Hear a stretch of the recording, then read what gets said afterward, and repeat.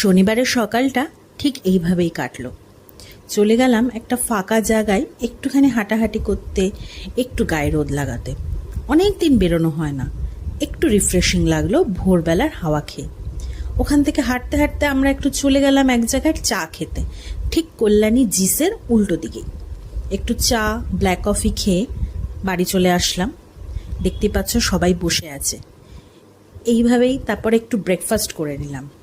Breakfast করে চলে গেলাম একটু গঙ্গার জল আনতে, সিদ্ধেশ্বরী ঘাট হালি শহরে। ওখান থেকে গঙ্গার জল তুলে আমরা এবার বাড়ি ফিরব। চলো দেখাই তোমাদের গঙ্গার ঘাটটা। এই দেখো, দূরে অনেকেই স্নান করছে। ওদেরকে আমরা বলেছিলাম যে আমাদের একটু পটটা ভরে দিতে, এবং দাদারা ভরেও দিয়েছে। এরপর আমরা বাড়ি ফিরে বসলাম একটু গাছ লাগাতে।